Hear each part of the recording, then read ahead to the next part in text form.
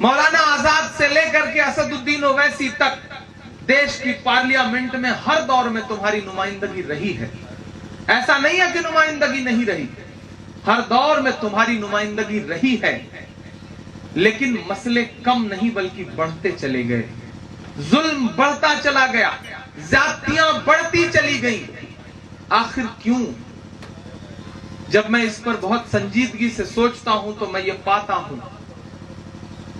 कि वो इसलिए क्योंकि हर मसले का हल, किसी भी कौम के हर मसले का हल सियासत से नहीं निकलता है।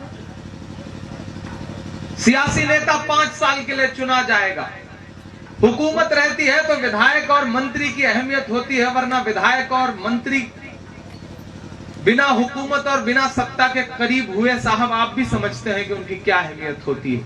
मैं उत्तर प्रदेश से आता हूं, जहां की सियासत पूरे देश का रुख बदलती है, बनाती है। मैंने बिना हुकूमत में रहते हुए, विपक्ष में रहते हुए विधायकों को मोटरसाइकिल तक न छुड़वा पाते हुए देखा है, तो कोई बहुत अहमियत नहीं होती। लेकिन अगर आप एक आईएएस बना लेते हो, एक आईपीएस बना लेते हो, जुडिशरी में किसी एक को पहुंचा देते हो, एक जज बना लेते हो, तो सरकार किसी की भी आए जाए, लेकिन आईएएस तो कम से कम 30 साल के लिए, 25 साल के लिए बना रहता है।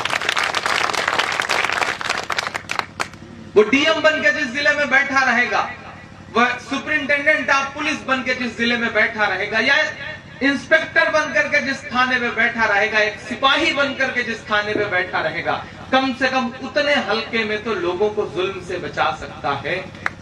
इसलिए कहता हूं कि तालीम के बिना कोई काम नहीं होगा, सियासत से सारे मसलों का हल नहीं निकलता है।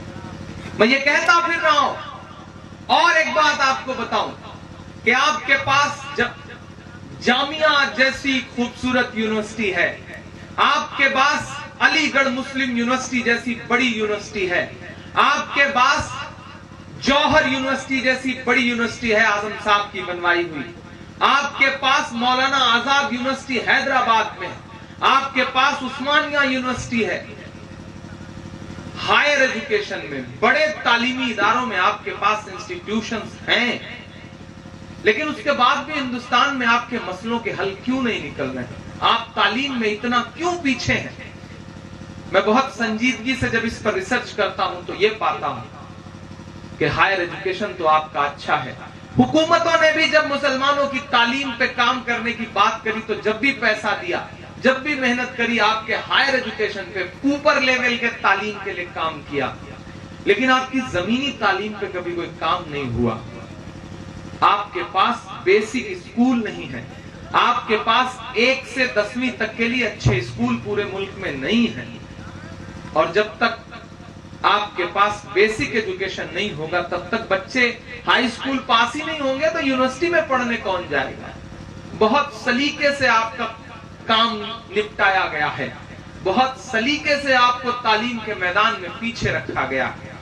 तो जरूरत थी कि बेसिक एजुकेशन पे काम शुरू